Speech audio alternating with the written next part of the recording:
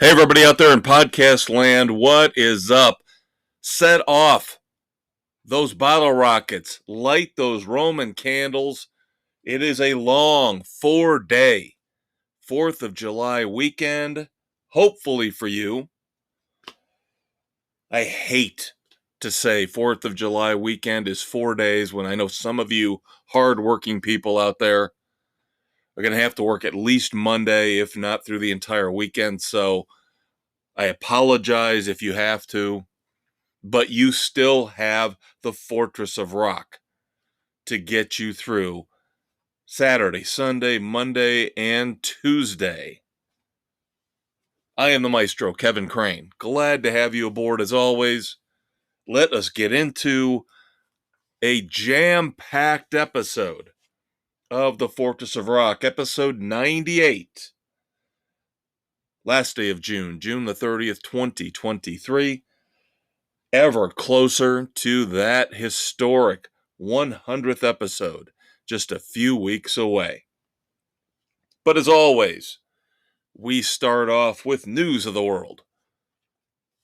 Our tribute to Freddie Mercury and Queen. Lots of interesting things to discuss here in news of the world, so let's get into it. Let's start off with Elton John. Elton John performed his final show in the UK. If you want to believe it, you can believe it. I do believe it in this case. I do believe Elton John is not BSing anybody. I think he is going to wrap everything up here on the Goodbye Yellow Brick Road tour. He's not going to pull a Motley Crue or a Who. So June the 25th, played in Glastonbury. Again, his final show in the UK. He does have some other European dates, technically ending his farewell tour July the 8th in Stockholm, Sweden. Doesn't necessarily sound like the place I would expect one of the greatest rock stars of all time to end his live career, but you do what the logistics tell you to do. Now, a tour that has been delayed is Madonna. Madonna is in intensive care in an ICU unit with a serious bacterial infection. Stop it. I hear you snickering out there. You stop it. The Material Girl is sick. I don't want you reading into serious bacterial infection any more than you should. But this, unfortunately, has delayed the start of her current tour.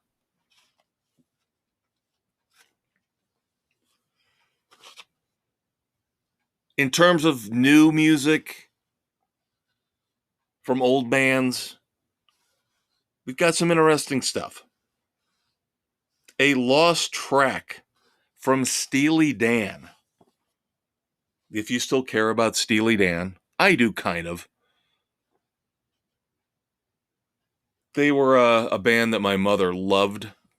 She loved the song Peg. So they kind of do hold a place in my rock and roll heart. For me, overall, they're okay. They're not bad. I'll listen to the greatest hits. Let's put it that way. They're a greatest hits band to me. But a lost Steely Dan song that I guess has been floating around in the internet ether for a long time has finally officially surfaced. Song from 1979. I believe that would be the sessions for, was it Gaucho? Song called The Second Arrangement. Will we ever hear it in a more polished official version? Who knows?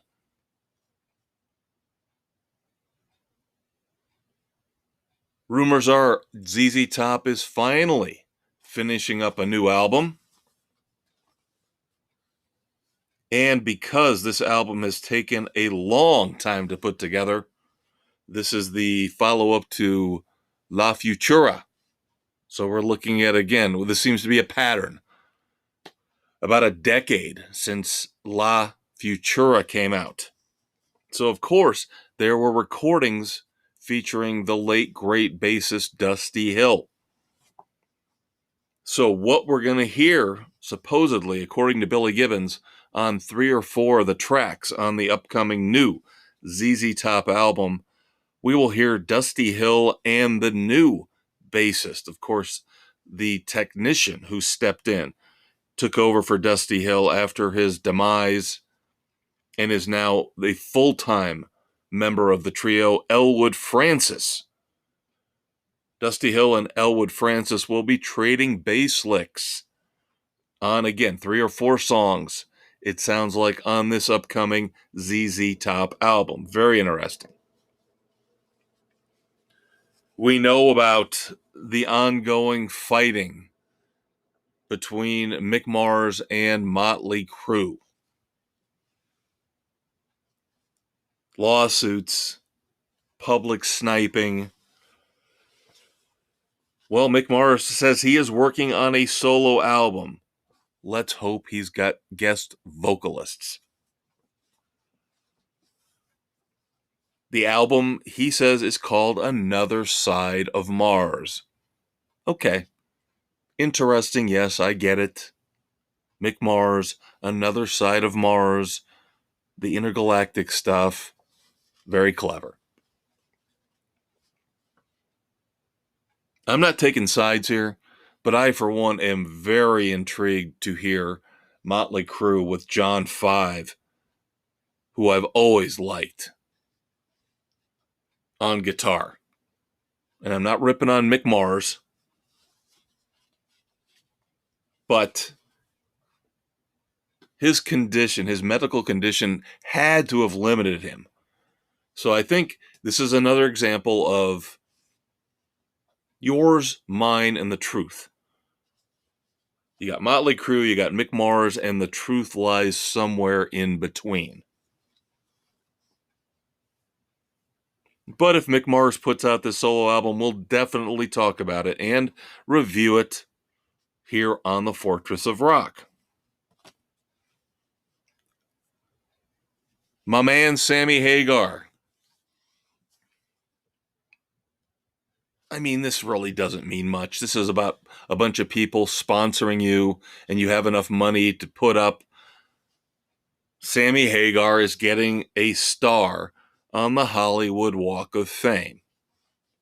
So, kudos to Sammy. Yay. Again, the Hollywood Walk of Fame is not really what you think it is.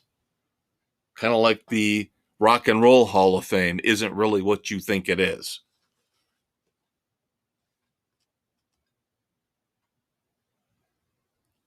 Interesting news in the world of art. Yes, you heard me right. The world of art. Frank Frazetta. You should know who that is if you're of my generation. Frank Frazetta is the most prominent fantasy artist of all time. I don't think I'm stretching it there. I think that's an easy call. Frank Frazetta made a painting years and years, decades ago, Dark Kingdom. Now, Dark Kingdom became the cover for Molly Hatchet's classic album, Flirtin' with Disaster. Well, that painting that is the cover for Molly Hatchet's classic album just sold at auction for a record $6 million. That's right, kids. $6 million. And I believe Molly Hatchet used at least 2 other paintings of his. I know they used one on their debut album, and I believe they used one on the 3rd album. $6 million. And I mean, it's an impressive picture. But again, you've got to be into that whole Conan the Barbarian, sci-fi, swords and sorcery type of thing. It's an impressive painting. But again, 6 million. Wow.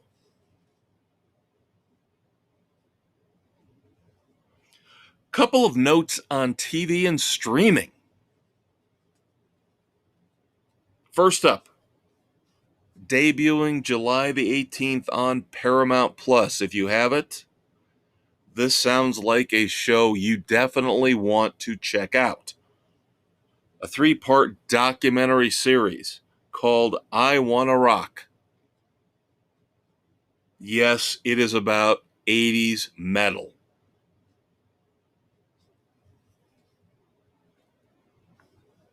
It will be interesting to see how good this documentary is. I have watched a lot, as you can imagine, a lot of documentaries about bands from the 80s, music from the 80s. And usually they are pieced together through stock footage. They don't have a lot of new insight. They don't offer anything groundbreaking, earth-shattering, but we'll see. I will give it a shot. Again, Paramount Plus, $5 a month. Not terrible. Debuting July the 18th, I Wanna Rock, documentary about 80s metal. Now, PBS is weird. PBS is I'm not casting aspersions at PBS, but I'm saying it's very hard. It's been this way for decades. Very hard to figure out when PBS, your local PBS affiliate, is going to air a show. Sometimes they'll air it when they're supposed to, when it's recommended. Sometimes they don't air it at all. Sometimes they air it on a 2 or 3 or even a week delay. So, with that in mind, PBS tomorrow, technically, supposedly, tomorrow night, is starting a great series, at least through the month of July, called With. WITH, With. Where major rock stars get interviewed by sycophants, people I really don't like. I'll explain that in a minute, but at least we get to hear the words of some really impressive rock stars talking about the creative process. I'll tell you this. I looked at my local affiliate, wanted to drop it onto my DVR. Now, a nice side effect was I finally decided let's put Austin City Limits on there because Stevie Ray Vaughan, at least here locally where I am, Saturday night's got a great live performance from Austin City Limits, the late, great Stevie Ray Vaughan. So, I digress. But, number one, DVR Austin City Limits. But if you can find this with on your local PBS affiliate, I would recommend DVRing it supposedly tomorrow night. Again, not on my affiliate. Tomorrow night, July the 1st, is the first installment featuring somebody who's going to be talked about a lot, a whole heck of a lot, on this episode, John Mellencamp. Now, unfortunately, he is being interviewed by one Bob Costas, one of the most arrogant, pretentious individuals the world has ever seen. Wow. I can't believe they can fit these two egos in the same room. And I'm saying that as a fan of John Mellencamp. But some of the other shows coming up throughout July, 5 episodes, include Peter Frampton, Mike Campbell, of course, of the late, great Tom Petty and the Heartbreakers, Angus Young and Brian Johnson of AC/DC, and then, of course, the Tedeschi Trucks Band. Now, in a couple of these episodes, of course, Mellencamp's the only one that has to deal with Bob Costas, but again, a couple of these other episodes, you have to deal with the overblown, overrated face of Rolling Stone, not Jan Wenner, but David Frick. Frick him. But I definitely think you got to tune in just to hear the thoughts from these artists, because this is an impressive lineup. Again, I hope where you are, your PBS affiliate is a little more clear cut.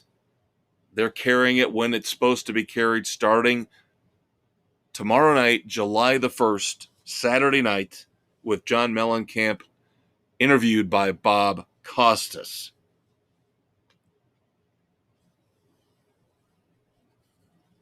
All right, so wrapping up news of the world, a little bit of a commentary note here. We all know, again, my generation, sorry, I'm not trying to exclude anybody, my generation grew up with Billy Joel at his peak. Billy Joel could do no wrong. Well, An Innocent Man, the album. The song, great. The album,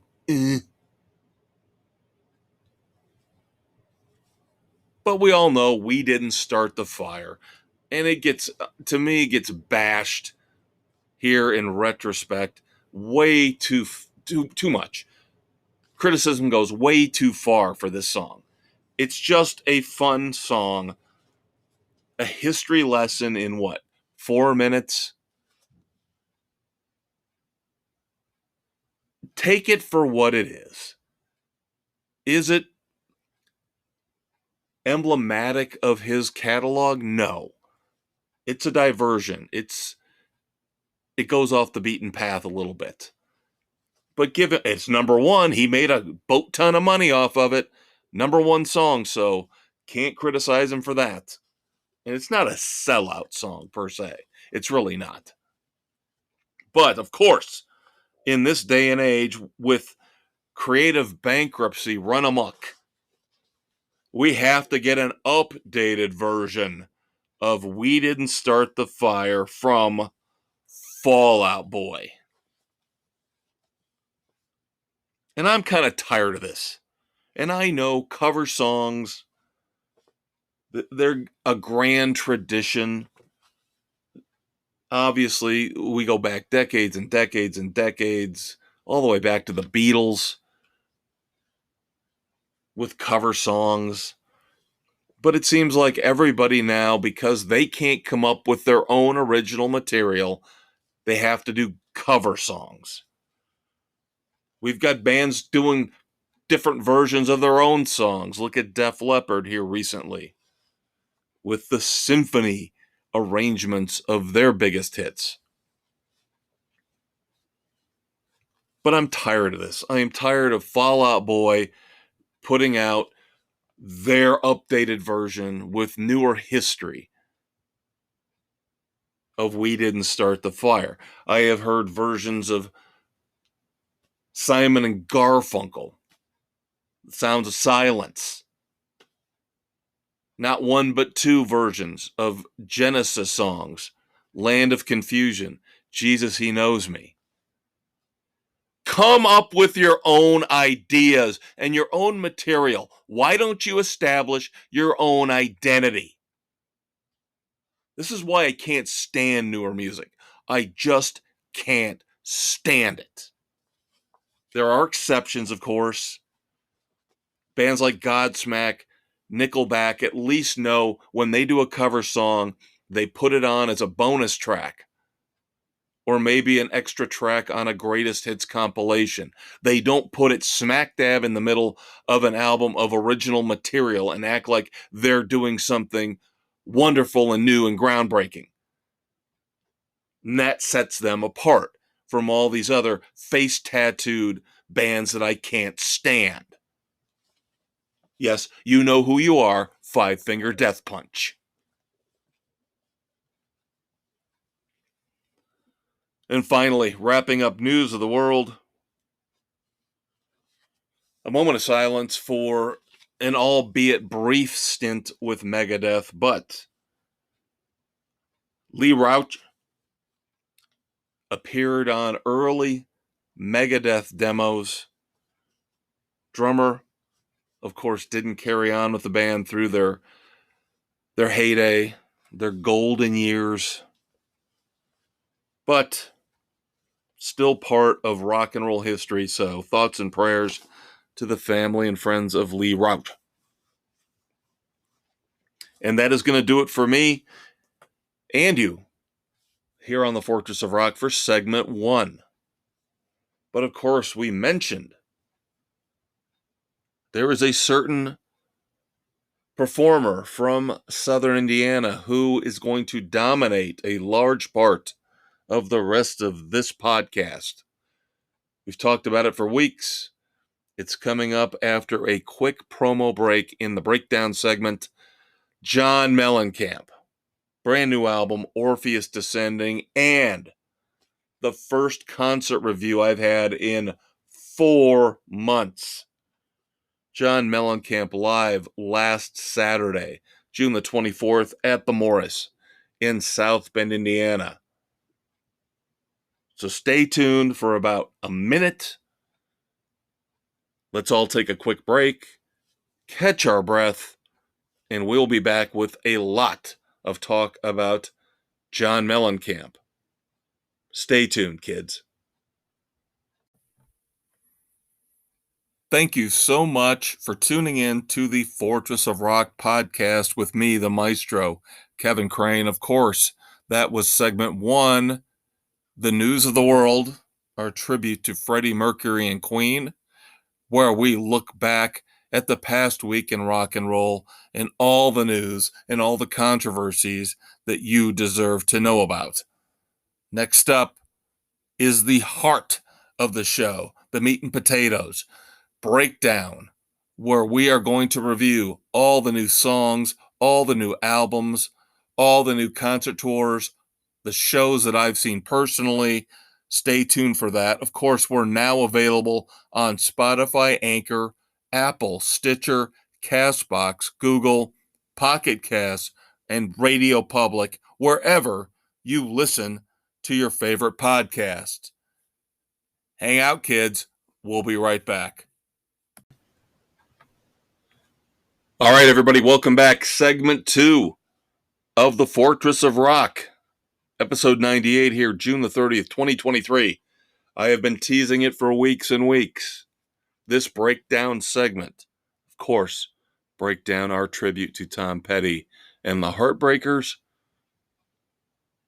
is pretty much, with one small exception at the end, all about John Mellencamp. Not only do we have a review of Orpheus Descending, his brand new album, but I have a review, first and foremost, of John Mellencamp live this past Saturday night, June the 24th, at the Morris in downtown South Bend, Indiana. Now, all I heard was negative stuff leading into this show. All I heard was the trouble he had in Cincinnati, I believe it was, where somebody yelled out during one of his stories, and he tells a couple stories, prefacing a few songs, about a third of the way through the concert. Somebody's yelling out, "Just shut up and play a song." And that set him off, and he threatened to walk off the stage, yada, yada, yada. And of course, John Mellencamp has become extremely prickly over the years, extremely grumpy. His voice is fading. The cigarettes are taking their toll. He claims, I'm not a jukebox. I hear all this, and that leads me to believe, oh boy, that means he's not going to play his hits. He's complained in the past about doesn't like playing Jack and Diane, doesn't like playing Hurt So Good. So I didn't know what to expect. And then a friend of mine who I went to the show with told me she had talked to some people for the Friday night show because he played 2 nights in South Bend, the 23rd and the 24th. She'd heard that he was a little grumpy Friday night. The sound wasn't good. There was a spoken word interlude about halfway through the show that you really couldn't understand. Again, possibly a sound issue. And I'm thinking, oh boy, we're going to get all of these songs that he's been playing over the last 15 years or so as he's been exploring more the Bob Dylan, the Woody Guthrie type territory that he seems to love more now than actually playing rock and roll. So the night didn't start off all that great because I had heard, again, from a couple different people that there is no opening act. There is a 30-minute film irritatingly projected from behind the screen. So you're sitting there trying to watch this basically promo for Turner Classic Movies, where John Mellencamp talks every 7 or 8 minutes about storytelling and how these movies influenced him and others. Movies that starred James Dean and Marlon Brando.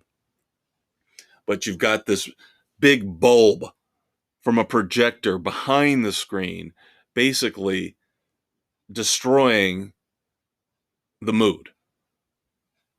And then, of course, the people in the audience, and I can't blame them, they don't want this. They're talking, they're chattering amongst themselves. They're going to get adult beverages or wondering if they can get a t-shirt before 8:30 when the show is scheduled to actually officially start.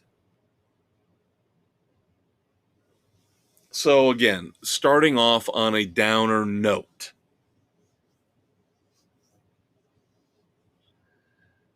Then 8:30 show starts, screen comes up, there's the band.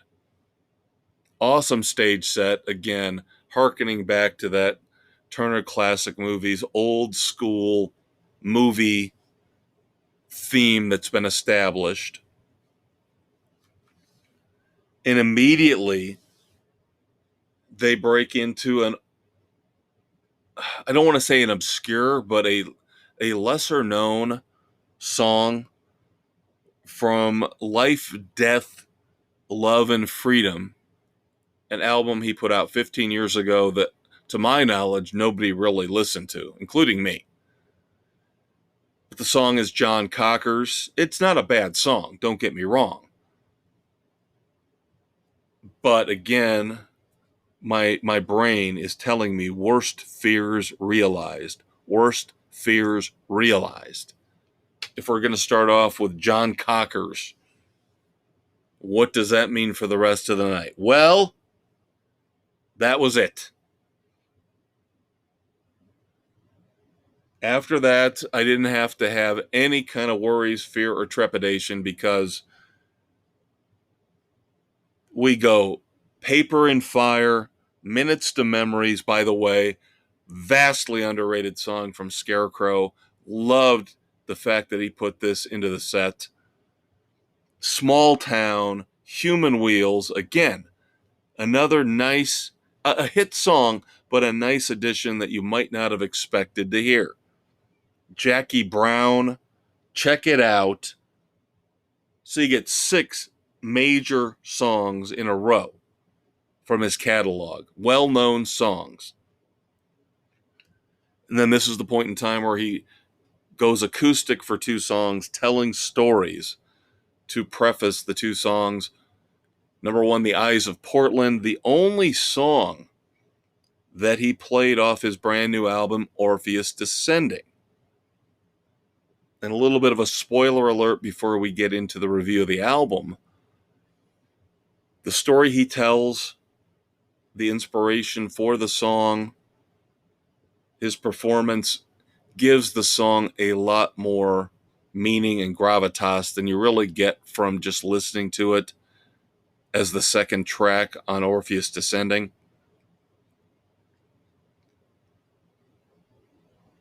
And then the second song where he has a story concerning his grandmother, which is just awesome.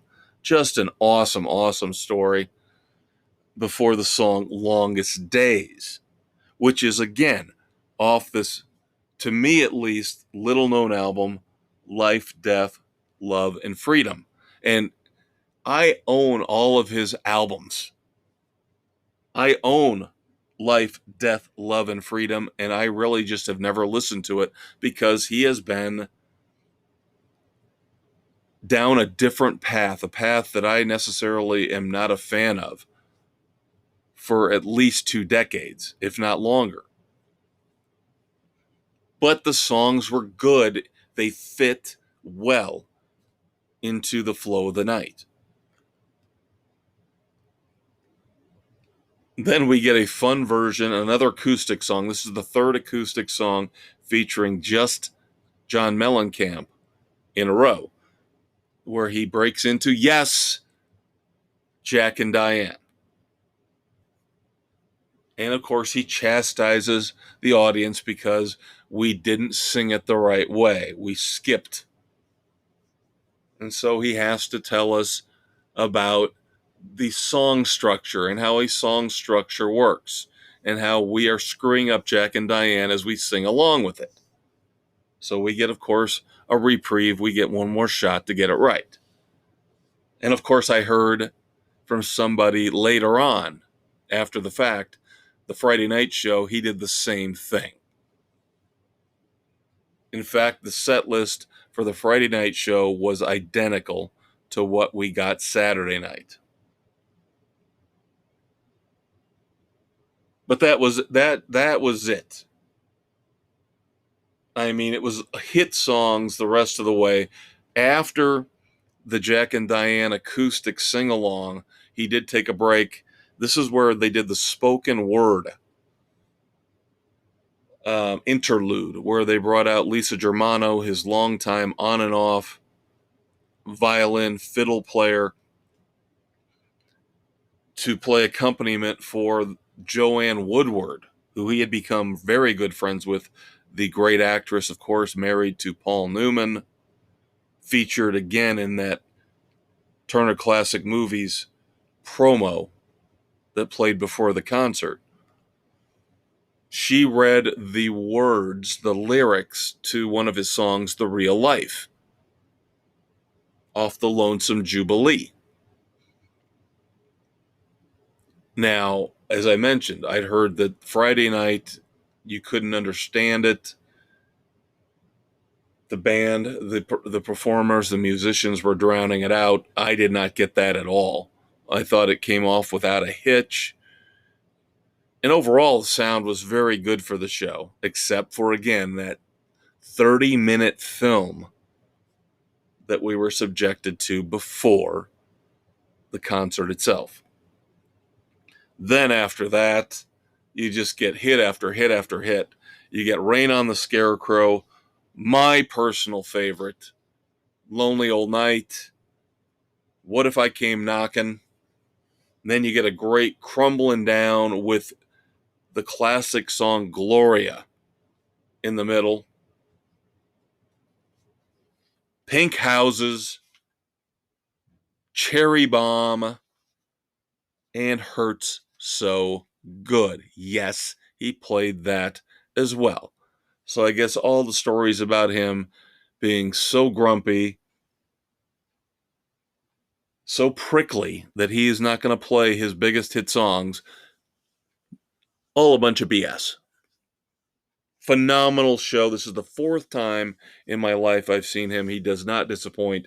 And despite all the negativity going in, he did not disappoint again. Very, very strong review here. I cannot recommend seeing John Mellencamp live anymore.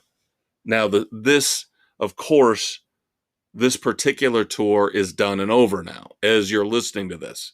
So you've got to hope that here in another year or two he's going out again. I got to tell you, go see John Mellencamp if you've never seen him before. Ignore all the bad stuff you hear about him. He is a great performer. Great. One of the best. But now we move on from John Mellencamp live to John Mellencamp and his new music. Orpheus Descending. The brand new album. Now, I will always give credit where credit is due when it comes to artists like John Mellencamp, like Dave Grohl, Miles Kennedy of Alter Bridge, constantly recording, constantly creating, constantly performing. That is what they do. And that's why I love and respect and admire them so much. They don't take 7, 8, 9, 10 years off between albums. And we've talked a lot about Queens of the Stone Age, upcoming The Hives, Matchbox 20, bands that are taking decades off between recordings. That tells me there's something there. They're not quite the musical savants that they think they are. Springsteen's another one that comes to mind in terms of the good. Springsteen continuously producing content. So in that sense, I give John Mellencamp a world of credit. Strictly a One-Eyed Jack, his last album came out about a year and a half ago. Solid. And of course, he worked on a couple songs with the aforementioned Bruce Springsteen. No flashy guest stars here on Orpheus Descending. Now, the first two singles would lead you to believe that this is going to be a heavy album in terms of political themes, the bad things going on in the world. And if you look at the track listing, and of course, as always, we will go track by track here through Orpheus Descending. You could take the first three songs and say, oh boy, here we go. This is going to be a 45-minute, 50-minute rant about how America is awful, and America is terrible, and we're not doing the right things for this segment or this group. Because it starts off with the first two singles. Lead-off track is Hey God, of course, about gun violence in America. And we've reviewed this in the past on The Fortress. Musically, it's pretty solid. Lyrically, it's divisive. You take it as you want to take it. I think this is the trap with writing a song about a political hot button topic, is that you're going to get some of your fans that are going to love it. Some of your fans are going to hate it. And again, you express yourself, you do it on an album where I know it's coming, not in a concert venue. And again, I admire the fact, completely admire the fact that John Mellencamp in concert toned it down, did not force his viewpoints on us. Completely and totally admire him for that. Billy Joe Armstrong of Green Day, Bruce Springsteen could take notes from the subtlety of John Mellencamp. Now, on the album, if I'm shelling out my $12, I know what I'm getting going in. I'm fine with it. So again, Hey God is a good song musically. You take the lyrics for what you will. And you could say the same about the second song. The only new song that he played in concert, The Eyes of Portland. Now, musically, this one is weaker, much weaker than Hey God. This song is about the homeless problem in America.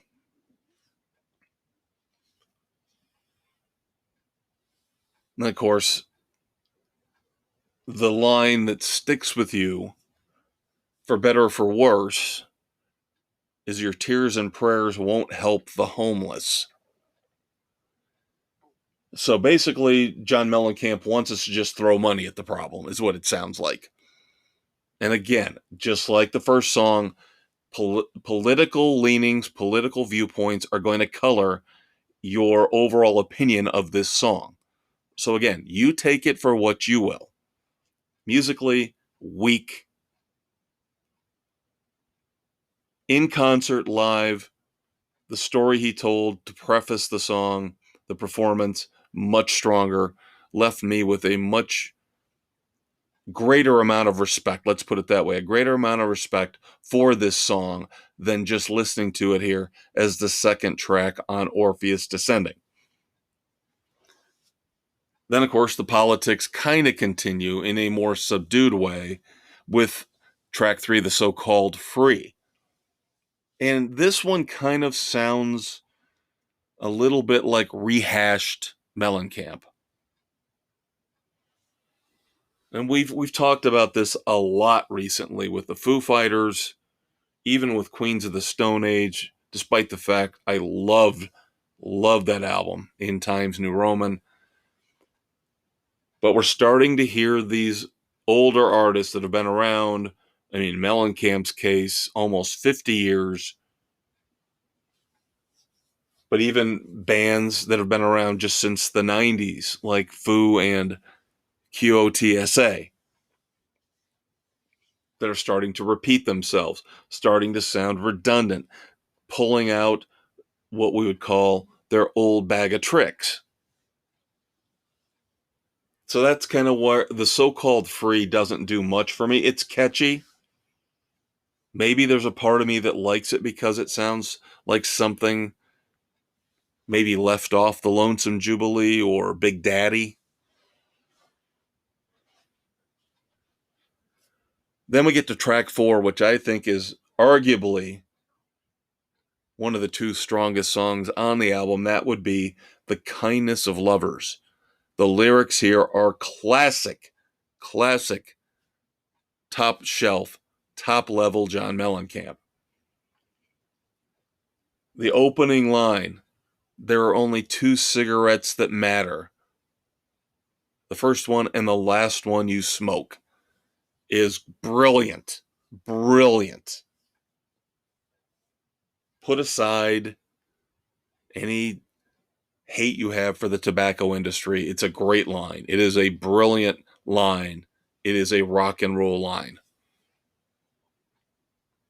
Now, this is kind of a mid-tempo to downbeat song, but it is just so well written. And this one plays into the husky, cigarette-scarred voice that Mellencamp has now. But going back to him in concert, I thought he sounded really strong. But now, on his records here lately, he seems to play up the whole gravelly, phlegmy voice.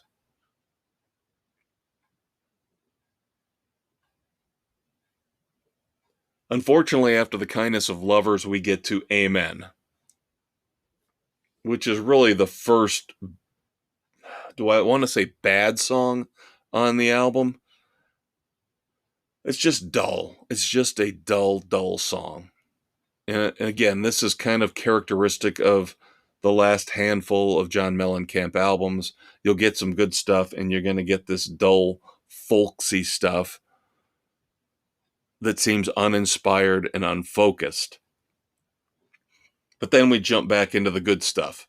Along with The Kindness of Lovers, track 6, the title track, Orpheus Descending, is spectacular. It's reminiscent of the theme from The Sopranos. I'm telling you, listen to the theme from The Sopranos and then listen to Orpheus Descending and tell me if they don't sound similar. Great chorus in this song. Of course, I try to keep the fortress clean, so I will paraphrase. If there's a will, there's got to be a way. If there's a will, there's always an effing way. And you got to listen to his delivery. It is spectacular. So probably the title track would be my favorite, followed by The Kindness of Lovers. Yeah, unfortunately, I'm spoiling things because we got 5 songs left. So that tells you that you're not getting top shelf stuff for the rest of Orpheus Descending. Understated Reverence, track 7. It's okay. Again, another slow to mid-tempo meditation. Track 8, One More Trick, is good. The wink wink rascal that we remember from the 70s and the 80s, John Mellencamp.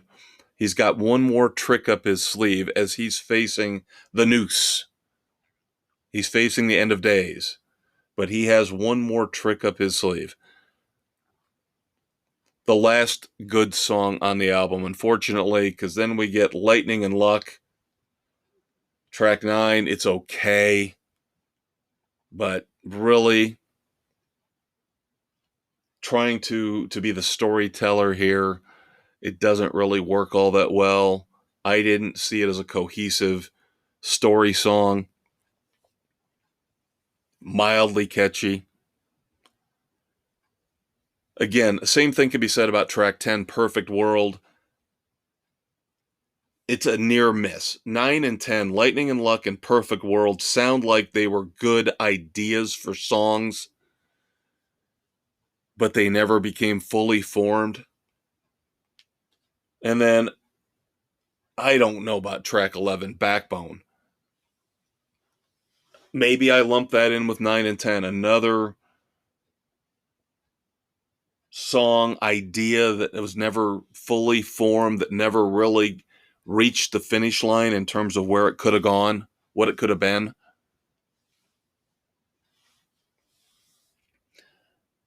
So, how do I rate Orpheus Descending? It's good. I'll probably listen to it again. Unlike Life, Death, Love, and Freedom, where obviously it seems like I missed something if he's playing songs 15 years later off that album in concert. It'll be good background music, Orpheus Descending, but I'm still going to defer to all the old classic. I'm going to be listening to American Fool, Lonesome Jubilee, Scarecrow, Nothing Matters, and What If It Did, well before I'm going to pull out Orpheus Descending. So there you go, kids. That is your John Mellencamp breakdown segment, but not quite done yet. One song to review outside of John Mellencamp. You could say this man is kind of a peer, a little bit older, not much, little bit older than John Mellencamp. New song from Alice Cooper. I'm Alice, kind of like his theme song here in his latter days as a musician. It's kind of fun. I enjoyed it. Sounds well produced, sharp. Of course, he's got a ridiculously good backing band. The whole idea behind his upcoming album is that he's got his touring band with him in the studio trying to recapture the magic that he feels they've got when they do a concert, but he wants to translate that into the studio. I guess he feels like his work in the studio has been lacking. And I Am Alice is pretty good. It's a pretty good first shot across the bow, let's say. At times reminiscent a little bit of old Bon Scott AC/DC. Listen to the song and you'll kind of get what I'm talking about there. But yeah, I'm Alice. Very solid first release off the upcoming album Road. So next time he puts out a single, we'll go ahead and review it. We're not going to treat him like Greta Van Fleet. I just saw they put out their 4th single from their upcoming album. And I am not touching it with a 10-foot pole after being disappointed so badly, so miserably with the first 3 singles. I'm done. I told you I'm done. I'm out on Greta Van Fleet. Alice Cooper, different story. Check out I'm Alice. Check out Orpheus Descending. Definitely next time around, if he comes near you or comes to your town, definitely check out John Mellencamp live. Don't have too many more chances left, kids. He's in his 70s. And as he admits during his shows with all the cigarette smoking, he ain't making it to 90. All right, that's going to do it for Breakdown. Segment 2 is done, but my man, Doc Brown, firing up the rock and roll DeLorean to 1.21 gigawatts. We are getting ready to go back in time. I Want to Go Back is up next on the Fortress of Rock. Quick promo. We'll be right back. All right, now that we've looked at the current state of music in our breakdown segment, it is time to climb into the DeLorean and travel back in time to look back at moments in rock and roll history, birthdays, deaths, anniversaries of song and album releases. It is time for I Want to Go Back, our tribute to Eddie Money. Stay tuned. And as always, we're on Spotify, Anchor, Apple, Stitcher, Castbox, Google, Pocket Cast, and Radio Public, anywhere where you listen to your favorite podcasts. All right, everybody, welcome back to the Fortress of Rock, segment 3. Doc Brown and I, strapped in the time stream with the rock and roll DeLorean. Going back in time. I want to go back. Of course, as always, segment 3, our tribute to the late, great Eddie Money. Birthdays, anniversaries of classic album and song releases and moments in rock and roll history. But of course, this is always a time where I have to do some business. First up, let's twist things around a little bit. Let's do a 180. Let's start off with our sources. I cannot do this alone. I need you to listen, and I need help in terms of ideas when it comes to especially segment 1, News of the World, and segment 3 here, I Want to Go Back. And I have 3 main sources for the stories and the ideas. But keep in mind, the opinions, sometimes heated and passionate, are mine and mine alone. UltimateClassicRock.com, ThisDayInMusic.com, and of course, the mighty Van Halen News Desk. Now, got some sad news to pass along when it comes to the platforms, the options where you can find the Fortress of Rock each and every Friday night. We are losing in 2 months. We are losing one of our major platforms. They are shutting down. No, we didn't do anything to offend them. Something has gone wrong. They can't sustain it. I don't know what the problem is, but Stitcher is leaving us on August the 29th. So if you have Stitcher and you listen to the Fortress of Rock through Stitcher, please make note of where else you can find us and where else you can listen to us. That includes Spotify, Google, Radio Public, Pocket Casts, Apple, Overcast, Castbox, Amazon Music, Audible, and iHeartRadio. And of course, don't forget to check out the Facebook page, especially on the weekends, where number one, you find a link to the brand new podcast episode. Number two, you have every Friday night the Weekend Rock Project. Gonna do a little tie-in with wrestling this weekend, this long 4-day weekend. Money in the Bank.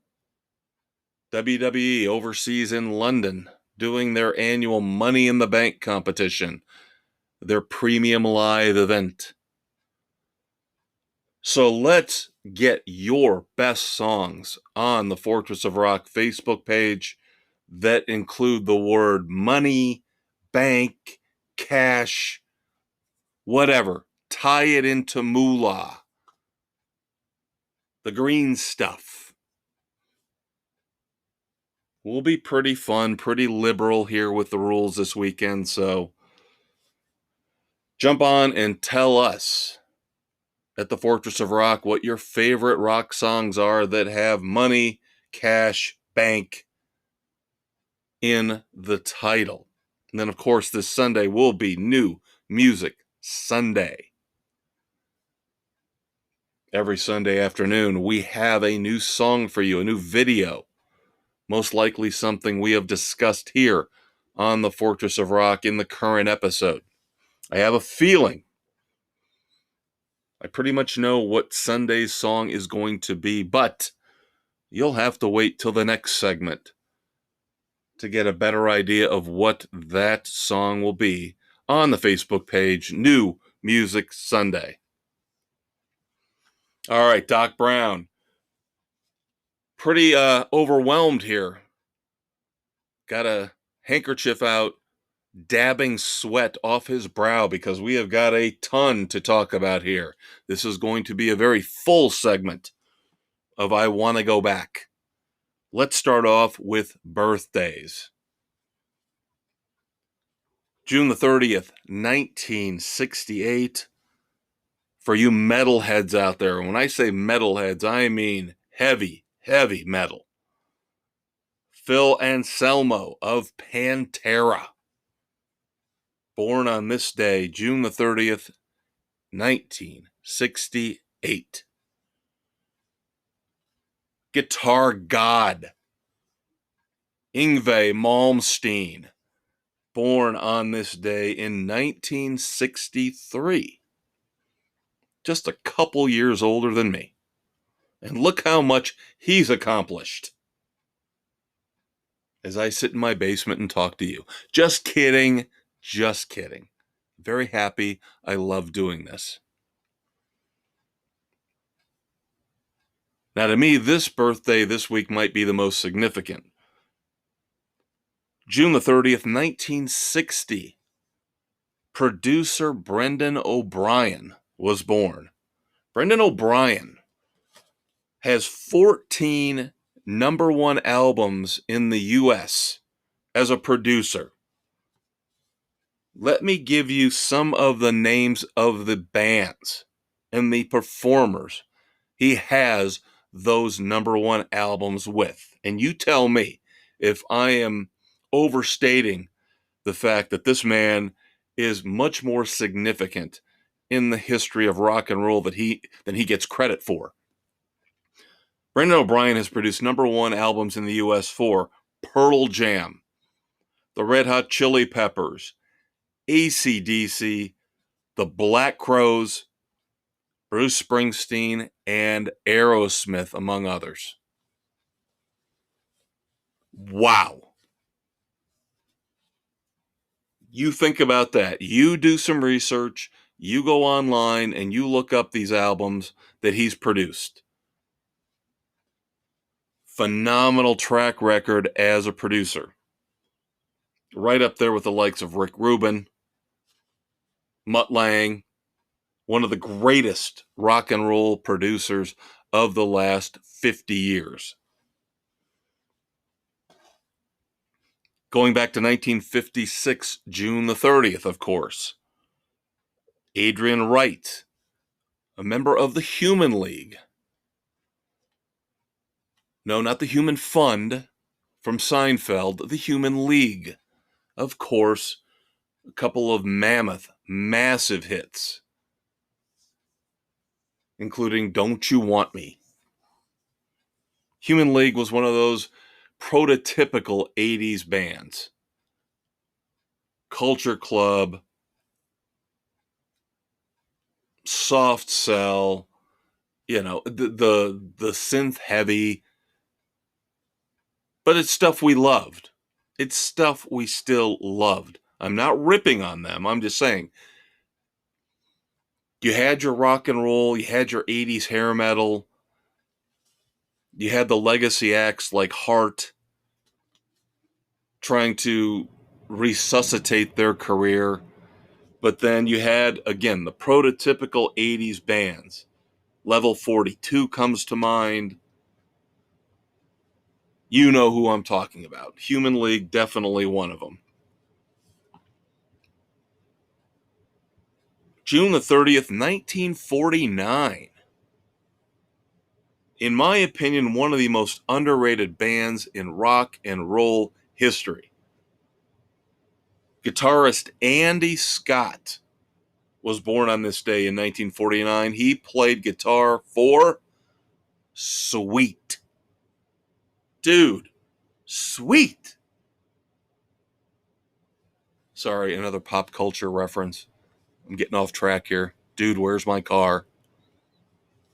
Sometime I'll have to tell you the story about how I got the people at work, wonderful, awesome people, at a job I had decades ago down in Kissimmee, Florida, when my wife at the time was getting ready to give birth to my one and only daughter, the light of my life. No, she never drives me crazy, but scanning stuff at Target for the wedding registry, for the birth registry, the baby registry. You scan the strollers, you scan the crib, you scan packs of diapers and formula. Well, I scan baseball cards and movies. And somebody actually went ahead, God bless them, and bought me a copy of Dude, Where's My Car? Dude, sweet. Greatest group of people I have ever worked with in my life. Not just because they bought me an Ashton Kutcher comedy. And Sean William Scott. But Sweet, the band, had some unbelievably influential hits that still to this day resonate. Fox on the Run. Love is Like Oxygen. Little Willie. Ballroom Blitz. Again, one of the most underrated bands of all time, in my humble opinion. Sweet. And another underrated band. Let's wrap up birthdays with yet another underrated band. And you guys out there are going to start the laughter because it's a little bit of a yacht rock type of band. But I just listened to them the other day. I don't have their whole catalog. I don't even have any of their regular albums. I just have their greatest hits. But their greatest hits, phenomenal. Going all the way back to June the 30th of 1944, Glenn Shorrock was born. Glenn Shorrock, vocalist for the Little River Band. I'm sorry, guilty pleasure. Listen to their greatest hits. There's really not a bad song in the bunch. Happy Anniversary, Reminiscing, Man on Your Mind, Night Owls. They're good songs. They're really good songs. Happy birthday, Glenn Shorrock. All right, let's move on to anniversaries. Of course, unfortunately, every time we get the anniversaries, there's going to be death. There's going to be bad stuff to go along with some of the good stuff. So by now, you and I should be prepared for this. So a couple here, 2 or 3 downer notes to start off anniversaries here in I Want to Go Back. June the 30th, 2004, Dave Davies, of course, along with his brother Ray, founding members of the Kinks. Unfortunately, on this day in 2004, Dave Davies suffered a debilitating stroke that he is still dealing with here almost 20 years later. June the 30th, 2001, guitar legend Chet Atkins died. June the 30th, 2000, 8 people were trampled to death at the Roskilde Festival outside of Copenhagen during a performance by Pearl Jam. Okay. Bad stuff out of the way, like ripping off the Band-Aid. Right off. Rip it right off. Let's get into some more fun stuff for the remainder here of our anniversaries in I Want to Go Back.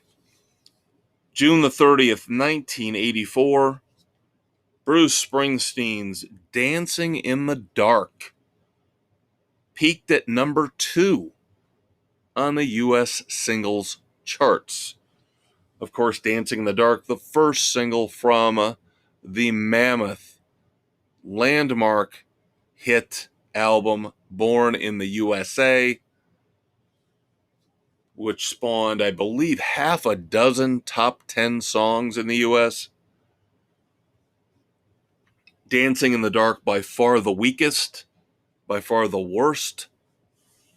We all remember the video with a young Courtney Cox coming up on stage to dance with hunky Bruce Springsteen.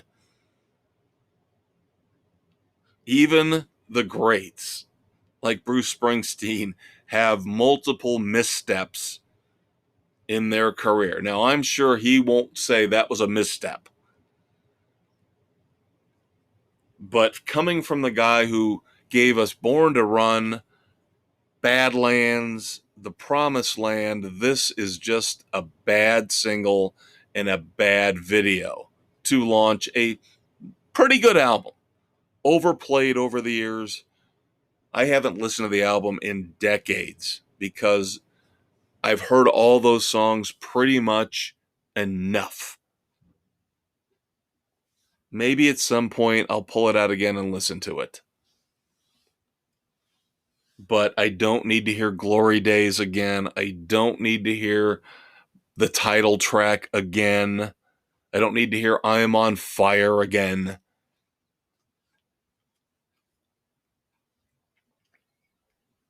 June the 30th, 1979.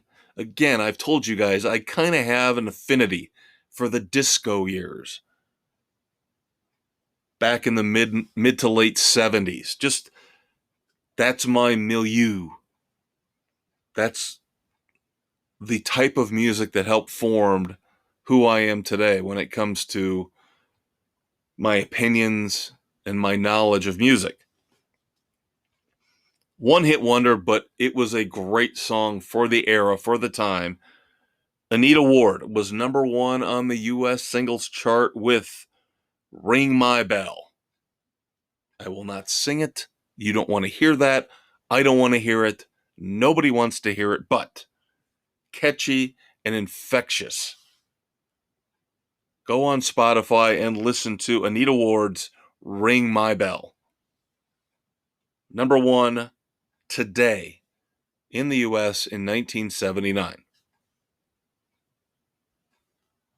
Now we go to June the 30th, 1977, and oh boy, this satisfies so many levels of the geek in me, it's ridiculous. Not only music, but comic books. On this day in 1977, Marvel Comics released a Kiss comic book that featured red ink that was mixed with the blood of all four members of Kiss. Documented. A professional drew blood from all four members.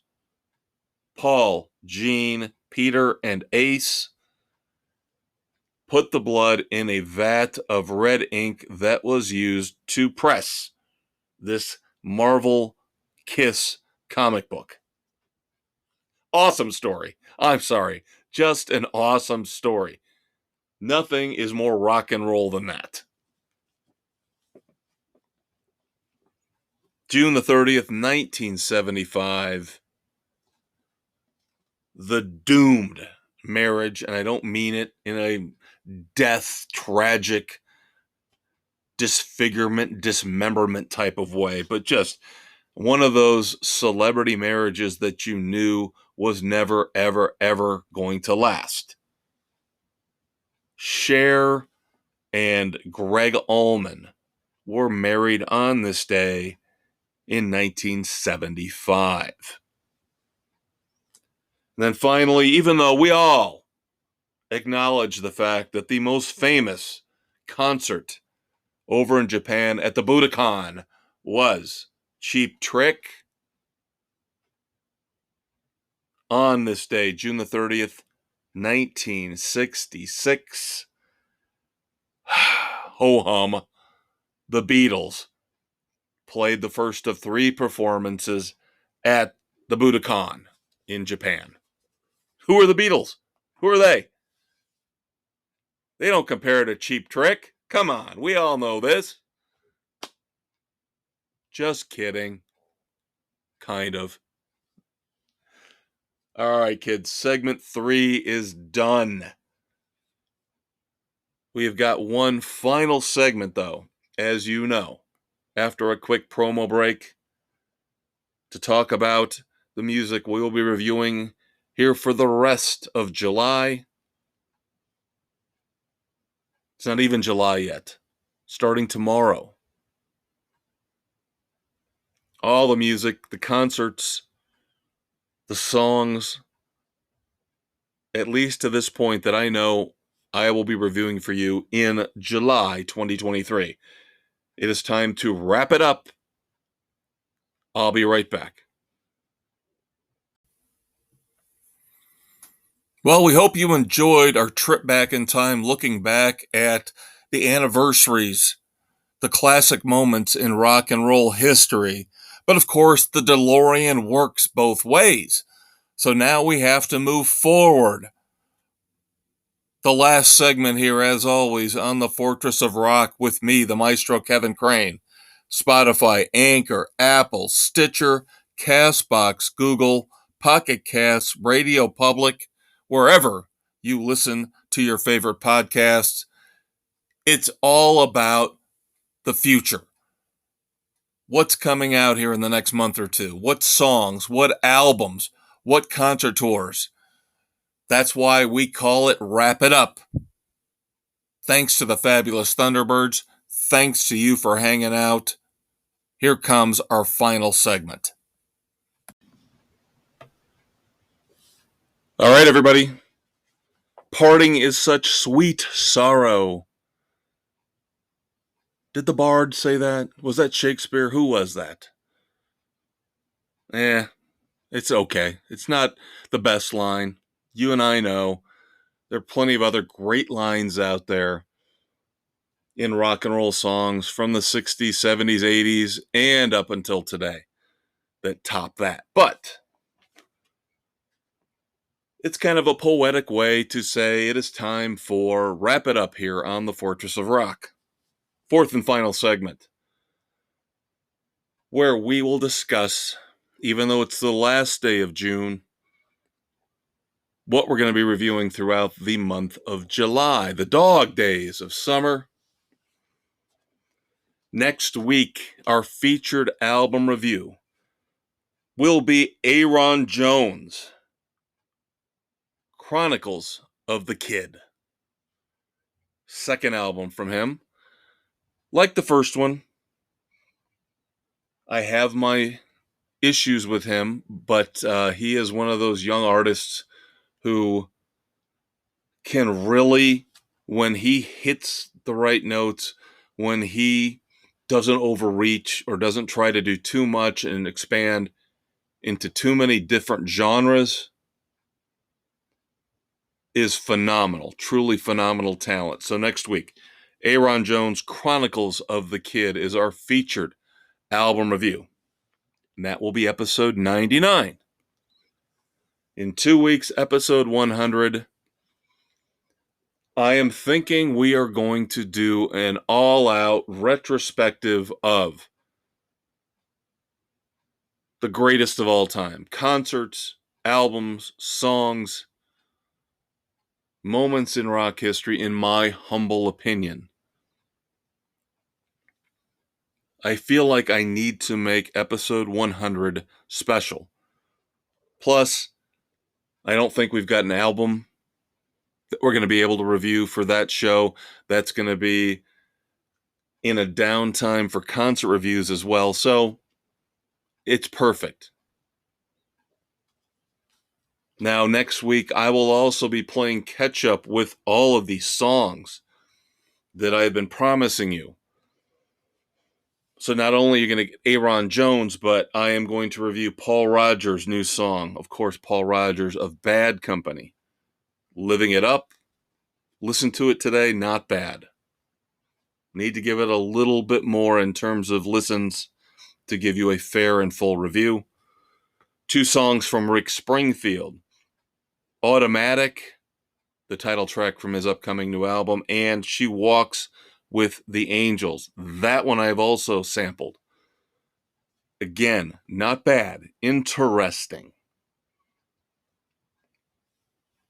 Still debating whether or not I'm going to review more new Dolly Parton. Probably will still review the one with Rob Halford, Bygones. We're still looking at Pretenders. We're still looking at Peter Gabriel. And now the one addition to the list that will definitely be reviewed in breakdown next week, which of course will be July the 7th, the third single from the upcoming second album from Mammoth WVH, Mammoth 2, Take a Bow. Now, the story behind this song is very, very interesting in that Wolfgang Van Halen plays his dad's old red, white, and black Frankenstein guitar, and the guitar solo on this, again, I have sampled this one as well, is haunting.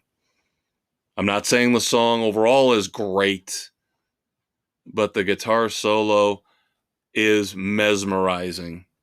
You can hear, I am not overstating this, you can hear his father, a ghost of his father, taking over Wolfgang's fingers and playing that guitar. I am not kidding you. You listen to it before I get to the review next week, and you drop me a line on the Facebook page. You let me know. It sounds eerily for about 30 seconds like we're listening to Eddie Van Halen. And concerts, in terms of concerts, we just gave you John Mellencamp here earlier. This is the last little dull period before we get into 8 or 9 straight weeks of concert reviews. At the end of the month, we will have a review of Foreigner and Loverboy for you. And then again, it's going to be every week after that. The week after that will be Party Gras featuring Bret Michaels, Night Ranger, Jefferson Starship. After that, Matchbox 20. It will go, I'm not kidding you. I am not overstating this, kids. We're literally looking at 8 straight weeks of concert reviews starting here. I believe it will be the July 28th episode,